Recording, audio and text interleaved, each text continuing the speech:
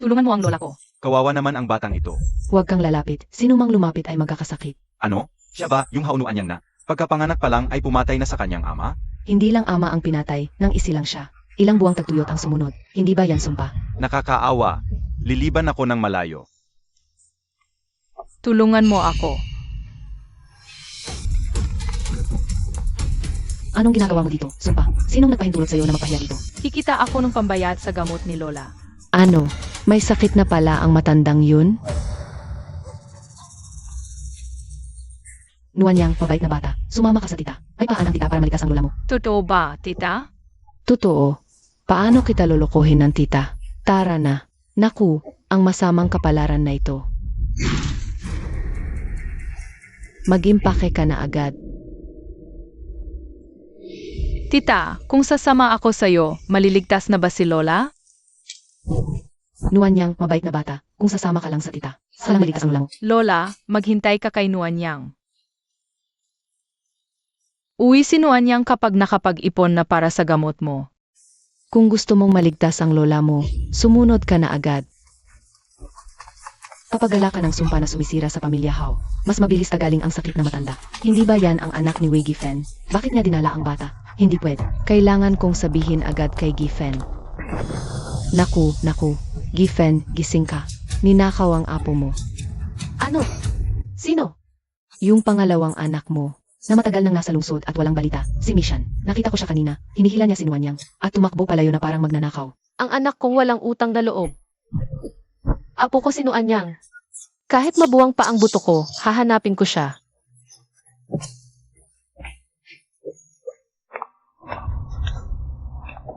Tita, saan po tayo? Ito ba yung paraiso sa mga kwento? Manahimik ka, sumpa ka. Ito ba yung hinahanap mong bata? Gobernador Feng, ang pangit naman, ang dumi-dumi. Ganyan ba? Ang karapat-dapat sa pamilya Ji. Gobernador Feng, hindi ba ito yung hinahanap ninyo? Na batang nasa tamang edad, mabuti pa ang batang probinsyano. Masunurin at matino talaga. Bakit hindi natin siya subukan dito ng ilang araw? Hindi ba si Boss G ang naghahanap ng malusog na? Kasama sa pag-aaral para kay Aji. Sakto siya. Ang lakas ng loob niya. Nandito na rin. Sige na. Bakit hindi ka magpasalama? Salamat po, tita. Ayos, yaman na tayo. Tita, Dito ka lang, huwag kang gagalaw. Ang tanga-tanga ng batang to. Nakuha ko na ang pera. Sino pa ang mag-aalala sa matandang yun? Hoy, anong ginagawa mo? Sinong nag-utos na itapon mo? Ang maruming bag na yan, talagang walang pinag-aralan. Narinig ko lahat. Tinawag kang sumpa ng tiya mo. Ikaw yung uri ng taong nagdadala ng masamang kapalaran sa iba, di ba? hindi po ako. Hindi ako sumpa. Ikaw nga, nakakasuka. Babalaan kita. Pagpasok mo sa pamilya G, dapat magpakabait ka lang. Huwag kang mag-astang mayaman. Huwag kang mag-isip ng kung ano-ano. At huwag kang magtatakas. Kung hindi, magdudusa ka sa akin. Naiintindihan mo ba? Tigil. Etchi, Ikaw ba yung pinahanap ng tatay ko na kasama sa pag-aaral? Halika rito. sinabing pumunta ka. Pumunta ka. Anong pangalan mo? Ako si Hao Nuanyang. Ang ganda ng pangalan mo. Parang may connection tayo. Ako si Ji Uqingwan. Gusto mo? Maging kaibigan kita? Ano kaya ang problema ng ete na ito? Mukhang napakalungkot niya. Ate, bakit kanya ng paa mo? Naaksidente ako noong bata pa ako. Naipit ang binti ko. Alam ko, masakit magkasakit. May sakit din ang lola ko. Sobrang miss ko na si lola. Lola mo lang ba? Sabi ni Tia, kung magpapakabait ako at mananatili dito, maliligtas ko si lola. Siya na lang ba ang natitirang pamilya mo? Magkasama lang kaming lumaki ni lola sa probinsya. Si lola ang pinakamahalagang tao sa buhay ni Hao Nuanyang. Huwag kang matakot, Hao Nuanyang. Tutulungan kita. Makikita mo ulit ang lola mo. Etchi, probinsyano lang itong bata. Walang pinag-aralan. Baka makagambala pa siya sa inyo. Huwag mong sabihin yan. Simula ngayon, kaibigan ko na si Hao Nuanyang. Mula ngayon, mabuti ang trato mo sa kanya. Huwag mo siyang apihin. Opo, susundin ko ang utos ninyo. Mauna na po ako.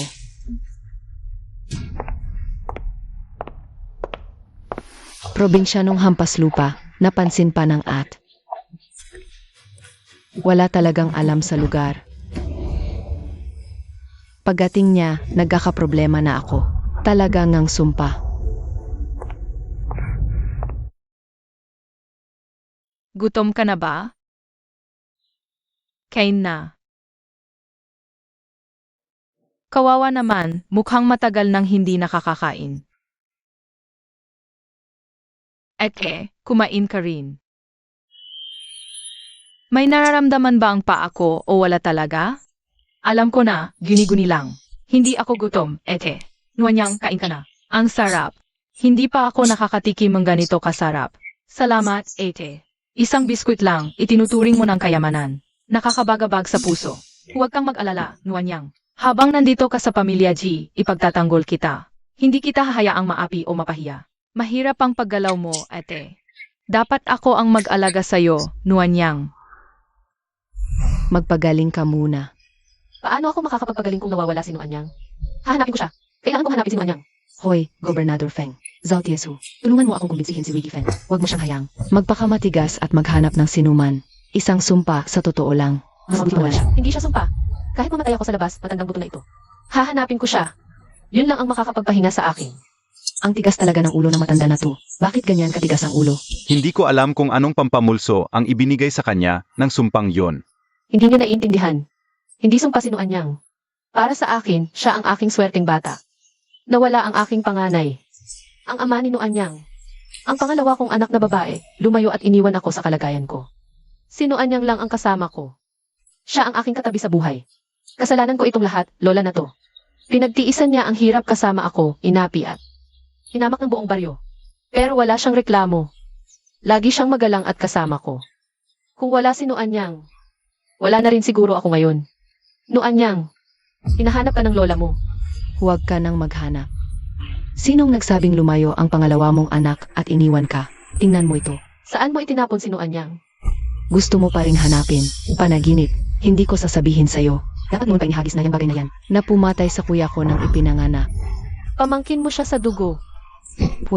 Wala akong pamangking sumpa. Kung hindi dahil sa pagiging bulag mo sa loob ng maraming taon, at sa pag-ampon mo sa sumpang to, hindi ako magiging ganito katagal, na hindi umuwi. Kung wala siya, matagal nang yumaman ang pamilya Hao. Walang utang na loob na anak ka. Walang utang na loob, binigay ko na lahat ng pera mo, hindi ka pa rin nagpapasalamat. Sabihin mo, saan mo itinapon si Nuanyang? Gusto mo talagang malaman? Sige, sasabihin ko sa'yo. Patay na siya. Patay. Patay na. Aalis na ako. Hayaan mo siyang mamatay sa kanyang sarili. Teka, huwag kang umalis. Batang buhay na buhay, paano naging patay? Bitiwan mo ako. Patay na nga,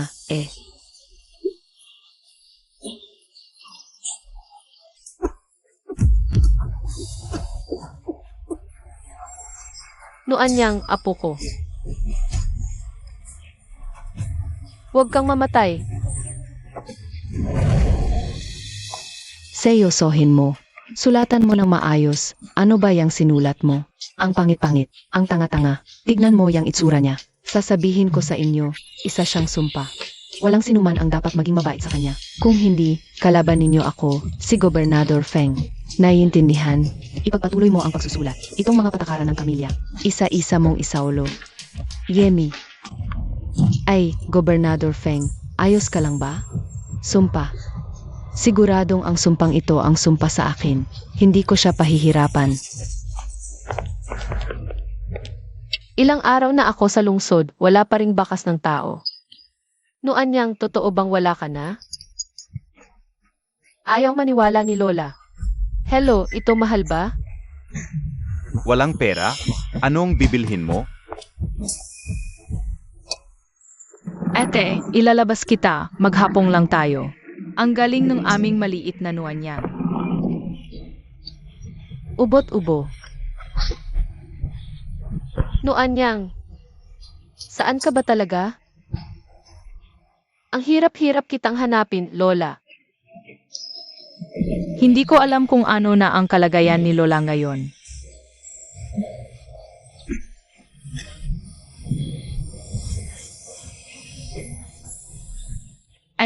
Ang ganda ng mga bulaklak doon, itutulak kita.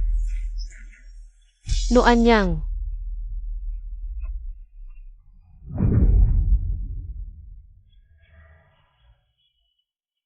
Sa kalagayan ko ngayon, hindi ako tatagal ng kalahating buwan, ako ay. Nuanyang. Saan ka ba talaga? Gobernador Feng, pwede po bang malaman? Kumusta na ang sakit ng lola ko? Gusto mo talagang malaman? Gusto malaman ni Nuanyang. Sige, sasabihin ko sa'yo. Ang lola mo, patay na. Paano nangyari? Patay na si lola?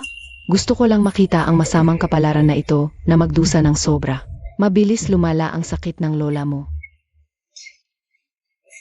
Patay na. Ayoko maniwala.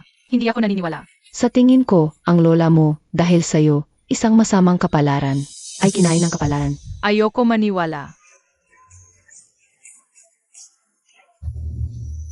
8. Ano? Sabi ng Gobernador Feng, patay na raw ang lola ko. Ano? Ano ang gagawin natin, ete? Kung wala si lola, hindi na rin mabubuhay si Nuanyang.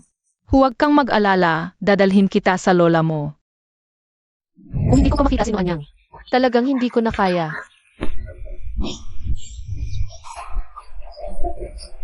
Nandito ka pala. Talagang hinanap mo ako hanggang sa lungsod. Meishan, sabihin mo sa akin. Nasaan si Nuanyang?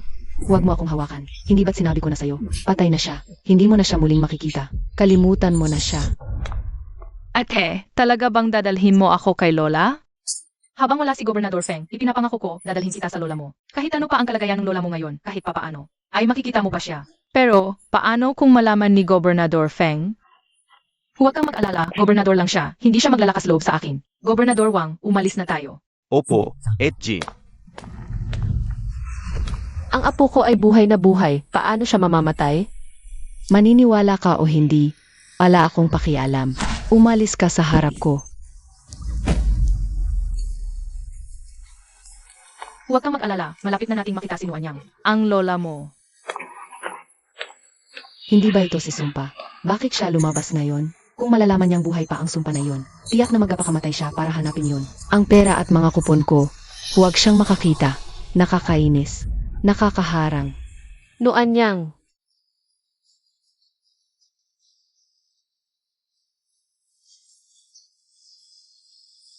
Lola, sana iligtas ng Diyos si Nuanyang.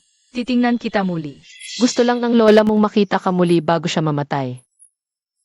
Hindi mo na muling makikita ang Sumpa na iyon sa buong buhay mo. Kalanman.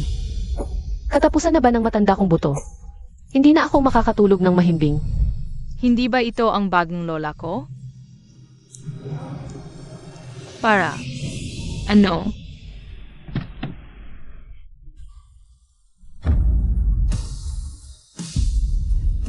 Lola?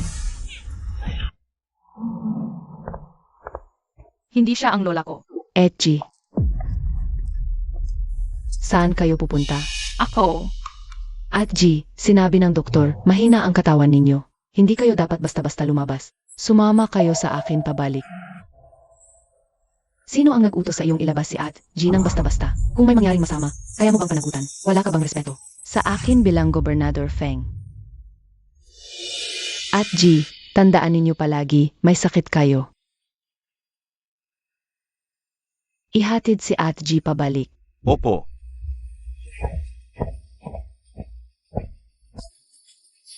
Pasensya na, Hao Nuanyang, hindi ko tinupad ang pangako ko. Hindi ko na isama ka sa labas. Maghintay ka, hahanap ako ng ibang pagkakataon. Sigurado, isasama kita sa iyong lola. Okay lang, ete. Ang mabuting tao ay may swerte. Gagaling ang lola mo, sigurado yon. Totoo ba?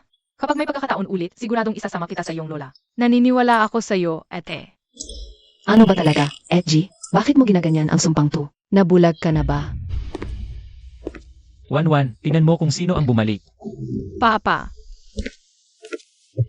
Ama ng pamilya, nakabalik na po kayo. Papa, miss na kita. Wanwan, miss na rin kita ng papa mo. Dapat matagal na akong nakabalik pero nitong mga nakaraang araw. Sobrang busy sa trabaho. Hindi makalabas ang papa mo. Kasalanan ko, anak. Sino itong bata? Papa, kaibigan ko po siya. Ito ba ang kasama sa pag-aaral na hinanap mo para kay Wanwan? Pasensya na po, ama ng pamilya. Batang probinsya lang ito, galing sa bundok. Walang pinag-aralan. Ano ang pangalan mo, anak? Hao Nuanyang po. Magandang pangalan. Ewan ko ba? Parang may koneksyon agad tayo nang makita kita. Gusto ka ng tito, ah? Gusto rin kita, Tito. Samahan mo ang anak ko, di ba? Salamat. Samahan mo ang anak ko, di ba? Dapat magpasalamat ako sa'yo. Hindi po kailangan, Tito. Gusto ko rin po si Ate G. Ano ang gusto mong kainin o laruin sa susunod? O kung may iba kang kailangan, sabihin mo lang. Hindi pababayaan ng pamilya G ang mabuting batang tulad mo. Ito na ang bagong tahanan mo. Salamat po, Tito. Wala po akong hihilingin. Sapat na ang meron ako ngayon. Baka kontento at masaya sa kung anong meron. Sabi ng lola ko, dapat matuto tayong maging kontento. Mabait na bata. Kahit ang ama ng pamilya, nasisiyahan sa masamang kapalaran. Ano ang gusto ninyong kainin ngayong gabi, mga bata? Ipapaluto ko sa mga katulong. Boss J, malaking kontrata na. Ay naayos na. Kasama na tayo sa pirma. Ang galing naman. Congratulations, Boss Jai. Sige, usap tayo mamaya. 1-1, yung kontratang matagal ng problema ni Papa. Ay may solusyon na. Ang galing. Congratulations, Papa. Nuanyang bata, ngayon lang tayo nagkita. Nang tito mo, pero may magandang balita agad. Mukhang may swerte ka talaga, lucky day ito. Pagsabihan mo ang mga katulong, magluto sila ng masasarap ngayong gabi. Kakain tayong magkakasama ng masaya. At sinuan niyang swerteng bata. Opo. Tara na mga bata. Nuanyang, kumain ka. Nuanyang sabi sa'yo ng tito. Ituring mo itong bahay mo, huwag kang mahiya. Salamat po, Tito. Salamat po, Ate. Nuanyang, hindi ko alam kung bakit. Pag nakikita kita, naalala ko si Kingwan. Noong nang bata pa siya. Bakit kaya tito? Parang lalong gusto ka. Ako rin, sa unang tingin pa lang, komportable na ako. Para siyang kapatid na lalaki. Ano ba yan? Bakit lahat nagagandahan sa sumpang ito? Nakakainis.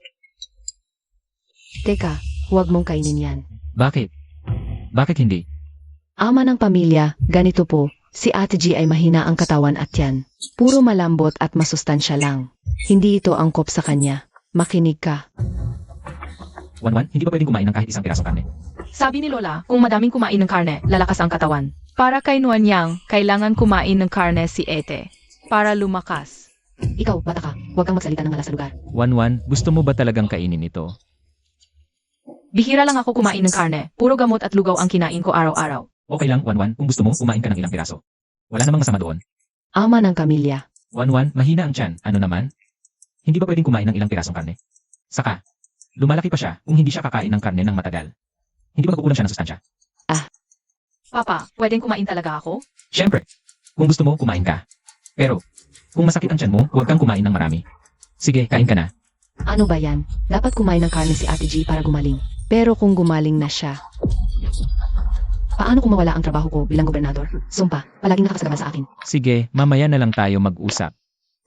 Papa, maayos ba ang trabaho mo ngayon? Ayos lang naman. Noong nagsisimula pa lang ang kumpanya, may mga problema talaga. Pero ngayong tapos na ang kontrata, mas gumaan na ang problema sa pera. Kasi ano ang madalas sa akin? Sa totoo lang, sa lahat ng mga taon, ang pinakamalaking pagkukulang ko ay sa'yo, 1-1. Yung aksidente noon, kinuha ang nanay mo at naiwan kang may kapansanan. Tapos nagkaroon ng krisis sa negosyo ng pamilya. Ako wala na wala. Hindi ka talaga na maayos. Ang hangad ko ngayon ay makalakad ka ulit. Huwag kang mag-alala, tito. Kapag wala ka, Ako ang mag-alaga kay Ate Wanwan. Gagawin ko ang lahat para gumaling siya. Salamat, Hao Nuanyang. sinabi ko sa'yo, anak, kung may kailangan ka, sabihin mo lang. Sa totoo lang, ako. Hello?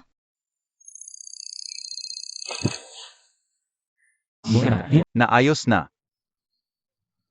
Mabuti. How Nuanyang mula nang makilala kita. Pangalawa na itong magandang balita. Di kaya, ikaw talaga ang swerteng bata. Anong swerteng bata? Sumpayan. Sa amin sa probinsya, sinasabi nilang sumpa ako. Huwag kang makinig sa kanila. Paano ka magiging sumpa? Para sa akin, ikaw ay isang maliit na swerteng bata. Pinaghirapan kong alagaan siya para magkaroon ng posisyon sa pamilya G. Tapos pagdating nitong sumpa, lahat ng atensyon ng ama ng pamilya ay napunta sa kanya. Hindi pwede. Kailangan kong mag-isip ng paraan para mapaalis itong sumpa. Anak ng anak ko, nasaan ka na? Kung hindi kita matagpuan. Hindi nakakayanin ng lola mo. Hindi nakakayanin ni Lola.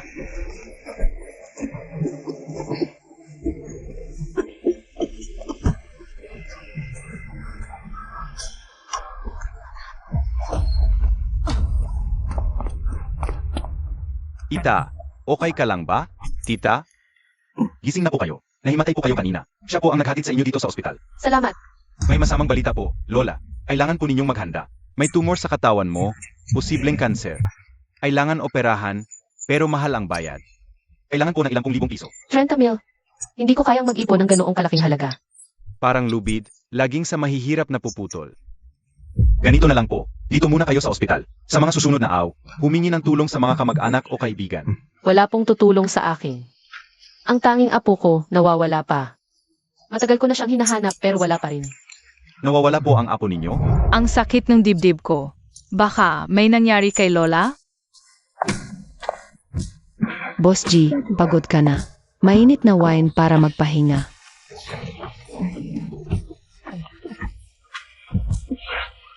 Boss Jai, mamassage ko po kayo. Huwag na, salamat. Boss G, sa totoo lang po, ako. Anak, gabi na. Bakit hindi ka pa natutulog? Anong ginagawa mo dito? Noanyang, hindi ka ba nasaktan? Hindi po. Mabuti naman. Noanyang, mabait ka. Maaga ka na matulog ha. Sige po. Pumunta ka na sa kwarto. Ang mahalaga ay ang gawin ng maayos ang trabaho mo. Lele, Opo. Sumpa ka. Paulit-ulit mong sinisira ang mga plano ko. Sinasadya mo yata, Yem. Sa huli, masasawi ka rin. Paulit-ulit mong ginugulo ang mga plano ko. Sinasadya mo talaga, no? Hindi po. Huwag mong isipin na dahil kinakalinga ka ng ama ng pamilya at ni Archie. Wala na akong magagawa sa'yo, Jem. Kailangan kong humanap ng paraan para mapaalis siya. Naunahan ng puso, nagdarasal si Hao Nuanyang naligtas ang lola niya. Hao Nuanyang, anong nangyari? Bakit ka umiyak? Wala po, Ate G. Mdyo. Biglang sumakit ang dibdib ko. Magkaugnay ang pusong magkadugo. Natatakot po ako baka may nangyari sa lola ko. Huwag masyadong mag-alala. Ang mabuting tao may mabuting kapalaran. Ligtas ang lola mo, sigurado ako. Hao Nuanyang, ang tagal-tagal na rin. Hindi mo nakikita ang lola mo, no? Ganito na lang, abala ngayon ang trabaho ni Papa. Pag natapos na siya, kakausapin ko siya agad tungkol sa lola mo. Papayagan niyang dalhin kita para bisitahin siya, okay? Talaga po? Hindi ka ba naniniwala sa akin? Kapag nangako ako, hindi ko babaliin. Ang bait-bait mo talaga, Ete. Ete, gagaling din yung binti mo, sigurado ako. Hindi ganoon kadali yun, nak. Magdarasal din ako para sa'yo, Ete. Mananalangin ako na makakalakad ka ulit ng maayos, Ete G. Anak ka talaga ng... Teka, yung binti ko, may nararamdaman ako. Gumagalaw ang mga daliri ko. Paano? Paano ito nangyari? Mula nang maaksidente ako, paralisado na ako. Akala ko, habang buhay na, wala nang mararamdaman ang mga binti ko. Paano mo nagawa ito, Hao Nuanyang? Naalala ko, yung unang beses na may naramdaman ang binti ko. Nung unang beses kitang nakilala. Akala ko, gini-guni lang. Hindi ko rin po alam, Ete. Nagdasal lang po ako. Hao Nuanyang, ikaw talaga ang swerteng bata. Alam mo ba, Hao Nuanyang, sa mga nakaraang taon, ilang doktor na ang nakita ko? Lahat sila. Sinasabing wala ng pag-asa ang mga binti ko. Tapos ngayon, nang makilala kita, biglang may naramdaman ulit. Mabuti kang tao, Ete. Dapat lang na magbunga ang kabutihan mo. Ano? Nawala na naman yung pakiramdam. Okay lang yun, Ete. Baka hindi pa agad ganun kabilis ang pagaling.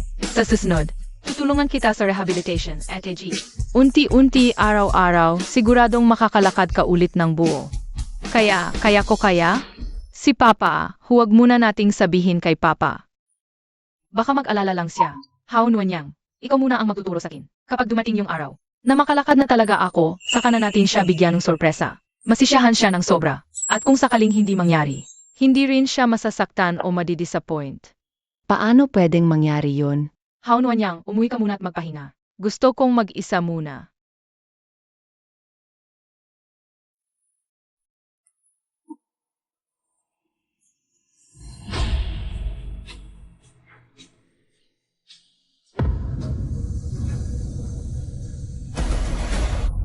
Nagtagumpay ako.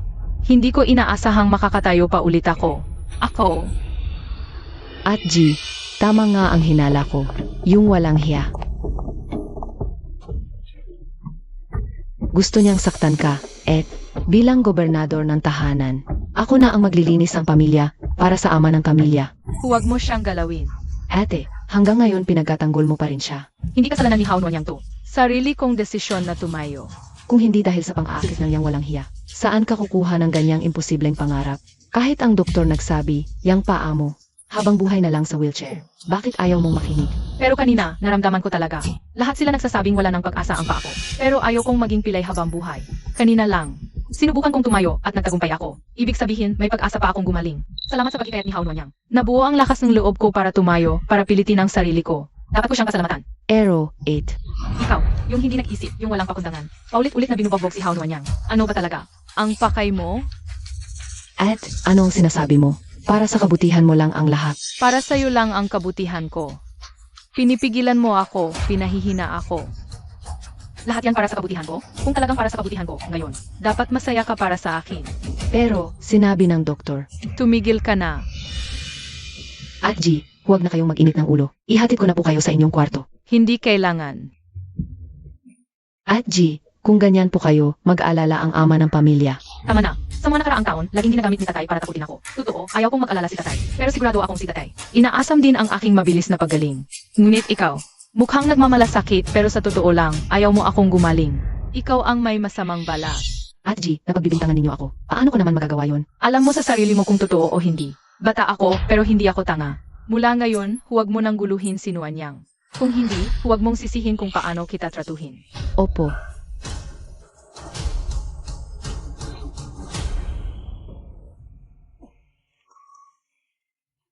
Hala, ano po ang ginagawa ninyo? Doktor, wag na lang po akong gamutin. Aalis na ako sa ospital. Paano pwedeng ganun? Kung hindi maoperahan, maaring maging kanser anumang oras. Hindi pwedeng umalis ngayon.